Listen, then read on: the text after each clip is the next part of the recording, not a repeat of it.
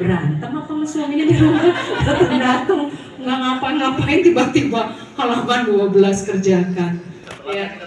Nah itu ya. Oh itu kan zaman-zaman dulu ya kayak gitu ya. Belum bisa perkalian nggak boleh pulang. Ya. Poin masih boleh? Poin 25, poin 75 keluar dari sekolahan. Boleh aja lah. Boleh sekarang ya. Waduh. Yang boleh itu adalah konsekuensi. Ya. Konsekuensi diperbolehkan. Contohnya konsekuensi dengan hukuman bedanya apa? Konsekuensi itu Coba berita ya. Diberitahukan sebelum ada kejadian. Kalau sanksi tidak ada keterkaitan dengan kesalahan yang diperbuat. Ya, contoh. Misalnya datang terlambat, kemudian suruh lari keliling lapangan. Nah, iya. Kecuali guru olahraga yang nyuruh ya. Nah, guru olahraga ada korelasinya. Sementara kalau konsekuensi itu biasanya ada pembelajaran yang diberikan di situ dan memang tujuannya adalah untuk merubah perilaku yang salah yang dilakukan siswa. Ya, oke. Contoh konkretnya apa nih? Anak nggak ngerjain PR. Nah, gimana tuh konsekuensinya?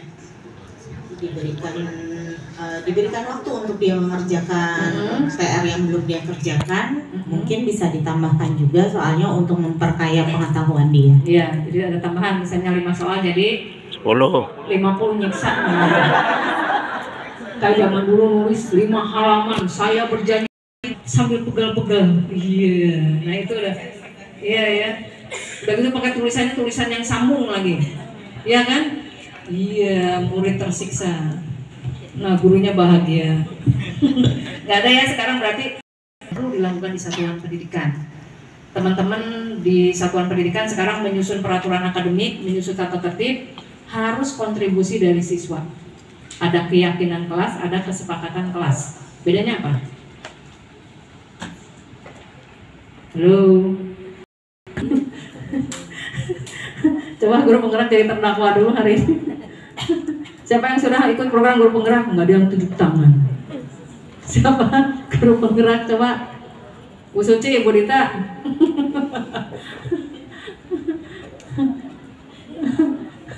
Bedanya kesepakatan kelas sama ini bagian data. Jadi perlu ada dokumentasi video maupun foto, bukti otentik memang tata tertib yang ada di kelas, tata tertib yang ada di satuan pendidikan itu berdasarkan rembukan seluruh warga sekolah termasuk dari siswa. Keyakinan kelas adalah nilai-nilai yang diunggulkan di satuan pendidikan. Kan biasanya di sekolah ada 7 nilai karakter, ya kan? Tanggung jawab, mandiri, jujur. Nah, itu adalah keyakinan kelas. Ya. Kalau kesepakatan kelas itu adalah tata tertib di dalam kelas. Biasanya wali kelas ya. Anak suruh nulis tuh. Nah, kira-kira apa nih yang kita sepakati di kelas ini? Bu, saya nulis ya. Ada yang nulis di papan tulis boleh. Ada yang pakai sticky note ditempel boleh. Ada yang menggunakan Google Jamboard silahkan.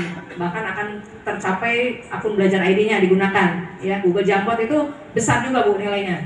Ya, penggunaan GWE. Ya, ingat ya Google Jamboard, Padlet misalnya nantinya digunakan untuk kesepakatan kelas. Itu dilakukan oleh teman-teman semua ya, termasuk disiplin positif, masuk bagian dari disiplin positif.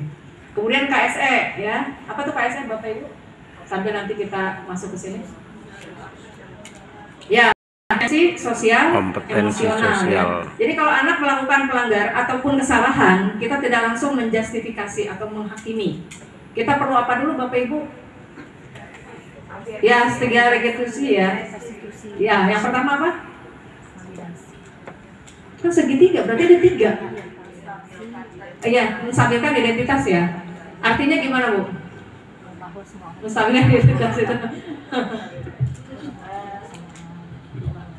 Menstabilkan identitas, jadi ketika anak melakukan kesalahan misalnya terlambat, jadi ibu dulu juga pernah melakukan kesalahan seperti kamu. Ditanya alasannya kenapa ini kamu terlambat. Nah, itu identitas ya. Artinya manusia pasti tidak akan lepas dari kesalahan. Dan kita akan melakukan kesalahan misalnya. Nah, itu adalah identitas ya. Kemudian berikutnya apa yang segitiga itu? Validasi. Kalau validasi itu kita mengkonfirmasi ya apa penyebab kesalahan gitu ya. Kenapa sih kamu sampai terlambat? iya tadi bangunnya kesiangan misalnya gitu, ayah saya juga sama pada kesiangan sehingga terlambat. Itu adalah memvalidasi, memverifikasi ya. Apa sih penyebab keterlambatan? Itu satu lagi apa kok? Menanyakan keyakinan. Ya, menanyakan keyakinannya ya. Keyakinan. Jadi gimana contohnya? Biar teman-teman dengar semuanya. Sutiarna, bantuin. Udah lupa-lupa juga Bu. Dan itu biasanya setelah kita udah divalidasi, menstabilkan dan ditanyakan validasi, kemudian menanyakan keyakinan. Nah, di sini kita berusaha misalnya dengan terlambat tadi, apa yang akan kamu lakukan supaya tidak mengulanginya lagi, rencana ke depannya, seperti itu. Nah itu ya, jadi kalau guru BK biasanya udah tahu ya. Jadi seperti itu ya Bapak Ibu. Itu namanya segitiga restitusi, itu bagian dari disiplin positif dan KSE ya, kompetensi sosial emosional, dan ini menjadi salah satu parameter penilaian di dalam akreditasi ya. Dan karena sekarang butir-butir akreditasi itu sangat berbeda dengan yang lalu. Itu sekolah yang dicita-citakan tadi 4 parameter: pembelajaran berpusat pada peserta didik, pendidik yang reflektif, berkolaborasi, kerjasama kayak gitu ya. Kemudian menciptakan lingkungan yang aman, nyaman, dan inklusif. Kemudian yang terakhir adalah kepemimpinan kepala sekolah dalam pelayanan pendidikan di satuan pendidikan.